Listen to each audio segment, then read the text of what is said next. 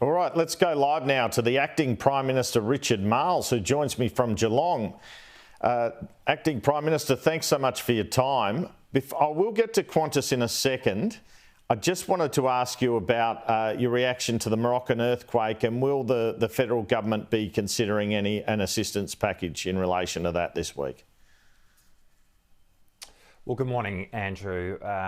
We obviously, the news that's come out in respect of the earthquake in Morocco is tragic. It seems as though there has been a very significant loss of life, and this is a part of the world that many Australians have visited, so I know that there will be an enormous amount of concern and sympathy for the Moroccan people. We'll obviously talk closely with the Moroccan government about ways in which we can help, and we do have an embassy in Rabat, and there are investigations now about whether or not Australians have been caught up in the earthquake. My latest advice is that it doesn't appear that any have, but obviously that will be a situation which will be closely monitored as well. All right, let's turn to this decision around Qatar Airways not getting extra flights into Australia. As Acting Prime Minister, can you tell us the reason or reasons the Minister made this decision? Well, firstly, this is a decision which lies within the purview of the Transport Minister. I mean, there are certain decisions in government which are cabinet decisions, certain that you would expect to go right round the cabinet, some that are in the sovereignty, if you like, of a specific minister, and this is one of those. And we are running a serious cabinet government which allows ministers to do their job and to make the decisions which are within their responsibility, and this is a decision that was within the Transport Minister's responsibility, and she made it. And that, I know, is very confusing to the opposition, because they had a Prime Minister who was making literally every decision and swearing himself into every portfolio. That's not what we are doing. She's made her decision. Okay, so what's the reason? What is the reason or reasons? Yeah, she makes the decision on the basis of our national interest, in this instance, our national aviation interest. We want to see greater access into the Australian market. Obviously, there are choices as to how that access can occur, and she makes the decisions in respect of any specific application based on how to maximise that from the point of view of the Australian national aviation interest in terms of how that access occurs. And that's what she has done in this instance. And that's the sole basis on which she has done that. If you take a step back from the specific call in respect of an airline in Qatar, we want to see greater access because we want to see greater competition. And that's why you've seen decisions for greater access be made in relation to Singapore, in relation to Cathay, in relation to China Southern. It's obviously why we are walking down the path of a white paper process to look at how we can increase the level of competition within the Australian aviation market. It is also to be observed that going back to the specifics of Qatar, that they have unused access right now into second aviation markets. So, looking at how we can best maximise Australia's national aviation interest in respect of any of these specific decisions is what's considered when the Transport Minister makes her decision. All right, Mr. Marles, I'm just going to try this again because the national interest could be anything, frankly. Let me ask this. The Minister said it's because of the strip searching of these women in 2020, or at least that's context. She said it's about Australian jobs. She's even said in London it's partly about decarbonisation. So is it all of these things, or does one of these things stand out? What is the reason that the government has refused this application? Well, I mean, she's made clear that in relation to the appalling incident that happened with those women, that is part of the context. But fundamentally, the decision goes to the question of our national aviation interest in terms of how we increase our access into aviation access into this country. And when you look at the way in which that occurs, there are choices that can be made, and we are looking at what are the best options for Australia. Now, taken as a whole, we are increasing access. there are going to be specifics in relation to any individual decision, which leads to the call that has been made in this instance. All right, what is it about, because Qatar Airways obviously wanted to increase access. What is it about Qatar Airways that made the government think, or the minister think, that wasn't the best way to increase access? Well, she has gone into that decision, and I'm not about to go into all of the specifics of that. It is about looking at which option is the best option in terms of increasing our access. So Qatar Airways is not the best option. Well, that's why we've made other decisions, Andrew, or why the Transport Minister has made other decisions in respect of Singapore and Cathay and China Southern. And it is to observe, as I just have, Qatar has unused access right now. So not only do we want to increase the rights of countries, of airlines to operate in and out of Australia, we obviously want those airlines, those countries which have that access, to use it to its fullest possible extent. Okay, because Qatar is not doing that right now. She mentioned decarbonisation, but you were saying the government's saying Qatar can fly into Adelaide. It can fly bigger planes into Sydney or Melbourne. So it just sounds, to be honest, like she's not telling the truth as to the real reason, the minister. The minister's made a decision, and there are a range of factors which go into that.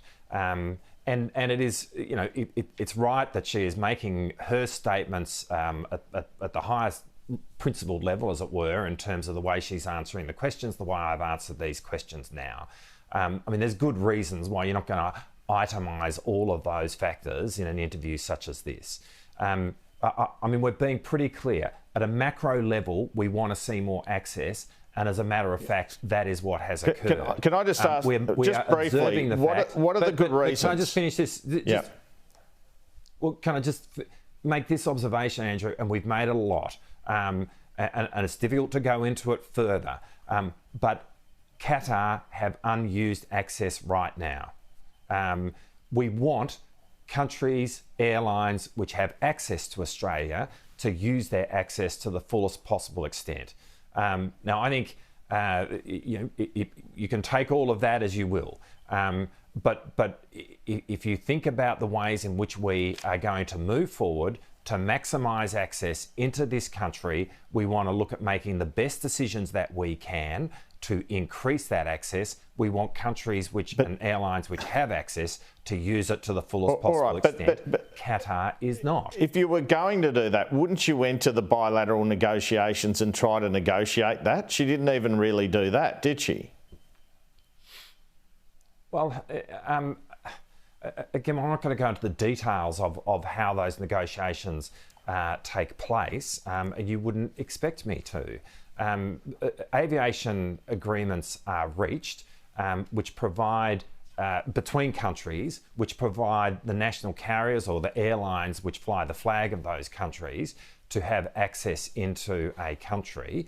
That is what has occurred with the Qatar government in relation to the current situation. The access which is available to Qatar Airways is not being fully used. Okay. So the minister makes the decision. She communicates that decision to lawyers for the women who were strip searched in Qatar in 2020 on July 10. She writes back to them. At this time, Anthony Albanese's going overseas for the NATO summit. You're acting Prime Minister. Did the minister tell you about that decision while Anthony Albanese was overseas? Or did her staff tell your staff? No, and nor would we expect her to. Again, I come back to the starting point. This is a decision which lies within the responsibility of the Transport Minister. She has made this decision within her own responsibility, which is absolutely what everyone would expect her to do. I make a whole lot of decisions which are within my responsibility, and I don't tell the Prime Minister or other cabinet ministers about every decision I make. Mr. Marles, let me ask this. Catherine King said she consulted colleagues before making her decision. Were you one of those colleagues? Because you were acting Prime Minister at the time. I was acting Prime Minister on that day, but the answer to the question is no. And consultation happens over a significant period of time. I mean, again, Andrew, in terms of how government operates, if I have a decision to make, which is my responsibility to make, but which might have an impact in relation to 3 or 4 other ministerial portfolios, I will consult with those ministers over a period of time prior to making that decision. That's exactly the process that Catherine King has articulated in terms of the making of her decision. Sure. I am not one of those, and nor was the Prime Minister. Okay, I want to move off this issue in a minute, but I just have this question on it. Why did the Foreign Minister call the Qatari PM about this last Monday, or call him last Monday and mention the strip search? It's the first time she's called him in 16 months in office. Why was that call made? I understand a call was made in the normal course of the interactions that the Foreign Minister has with countries around the world. I don't think it was related at all to any of this, the media or the discussion around this. Is the reason the government's saying the strip search is not the only reason is because that would open up a can of worms around other countries and their human rights records and whether they can get flights? No. The reason why that's being said is because the basis upon which the decision was made was in relation to our national aviation interest in the way in which I've just described. Yes, the Minister has said that it provided context, but the fundamental basis upon which this decision was made, the main issues that were in the Transport Minister's mind was how we pursue Australia's national aviation interest in terms of airline access to this country. And that in a context where we are seeking to open up greater access, which we have done, and looking at the best ways in which that can occur. They are the key factors which the Transport Minister has articulated were her consideration in making this decision. And so that's the answer is evident. All right. If I can ask now about your portfolio of defence. Anthony Albanese made a big deal when he was in Berlin on this July trip, the one we just spoke of this $1 billion contract to assemble Boxer Army vehicles outside Brisbane. There's been a report in the past couple of days out of Germany that negotiations on that have broken down after your government awarded a more lucrative defence contract to construct the new infantry fighting vehicles to a South Korean company in your electorate. Is this contract that the PM announced now dead, the Brisbane one?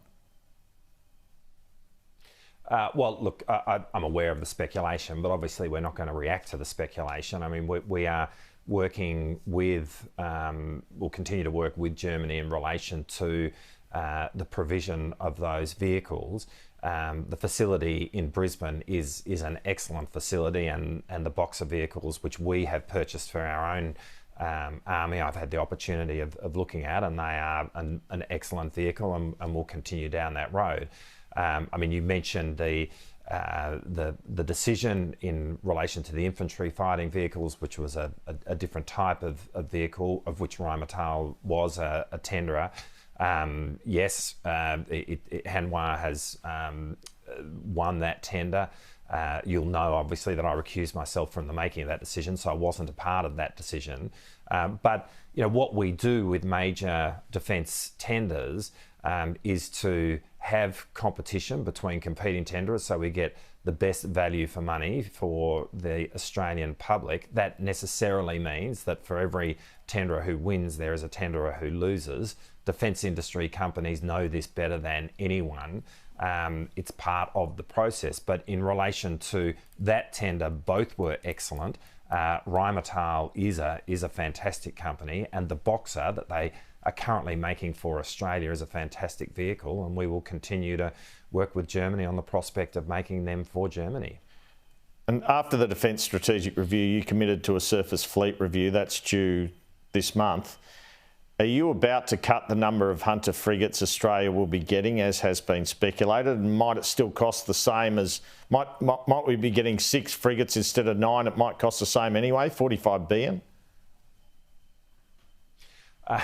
Well, again, I'm not going to react to all of that speculation. The one thing I will say is that the Surface Fleet Review is underway, and we are expecting to receive it by the end of this month, which was the time frame that we articulated at the time of the Defence Strategic Review. And obviously I've been working with the review leads, and that report we are expecting in the next few weeks. I mean, we'll take our time to digest that report. It won't be a huge amount of time, but obviously we'll take our time to work through that and to make the announcements in relation to that in due course. But it does form a very critical part of the really the review of the whole defence establishment that we've been undertaking since we've come to power.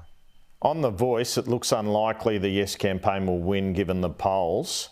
Do you concede the government's up against it on this? Well, I think if you think about where we're at now relative to an election day, if you did that analogy, we really are at the beginning of a campaign.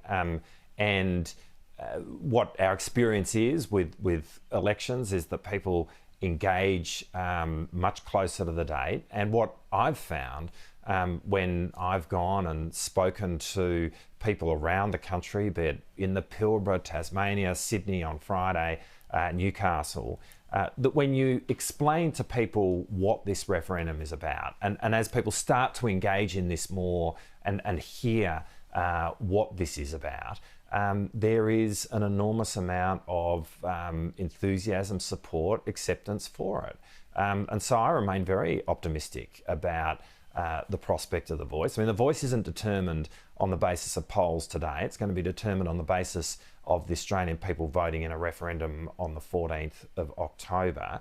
And ultimately, Andrew, the recognition of our First Nations people in the Constitution has something that's been bipartisan over a long period of time. It would seem even the opposition leader is supportive of that. The idea of doing that in a way where we seek to ask our First Nations people how they would want to see that recognition happen in the Constitution was an initiative of the Abbott Liberal government.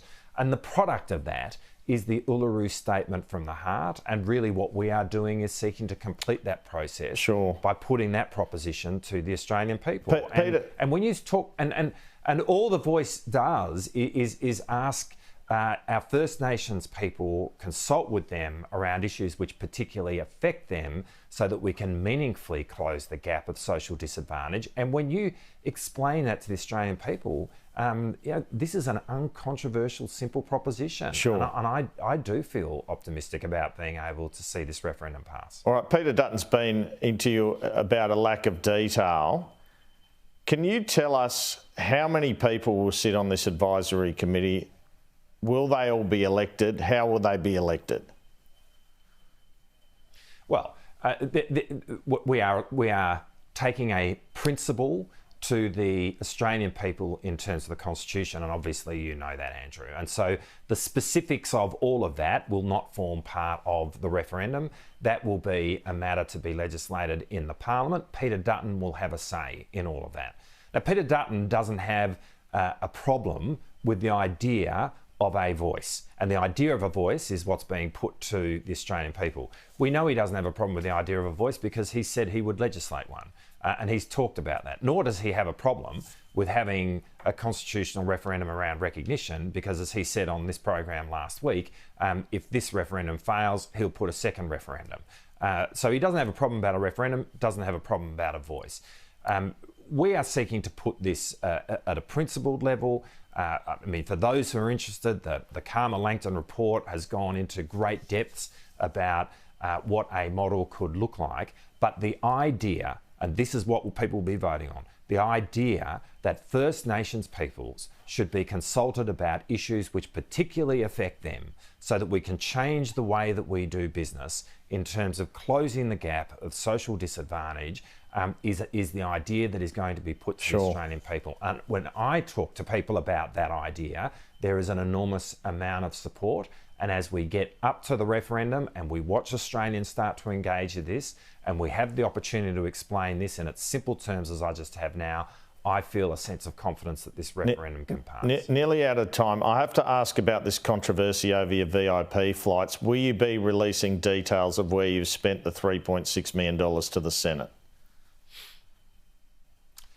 Well, we're keen, as we always have been, to release as much information as possible within the bounds of the national security advice that we've been given and will continue to be given. And indeed, the order for the production of documents coming out of the Senate acknowledges that fact as well. It asks for information consistent with what is the national security advice. And we will provide that information. But look, Andrew, I come back to what I've said repeatedly. Everywhere I've gone, everything I've done has been in the pursuit of my duties on behalf of the Australian people. So I very much stand by every flight I've made, be it on a special purpose aircraft or commercial. Will you release that information, or will the advice give you cover not to release all that information? Well, the advice will be the advice. I don't give the national security advice.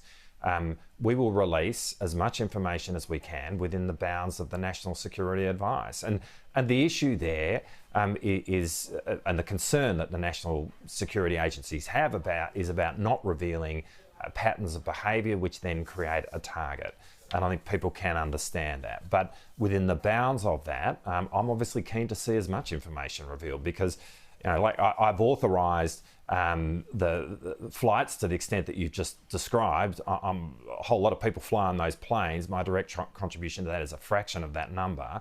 But it's still 3.6 million, isn't it? In the public domain. And just very briefly, but a whole lot of people flew on those flights. Okay, I've got to wrap. What do you make of this criticism of you using the VIP to fly directly to Geelong rather than flying commercially?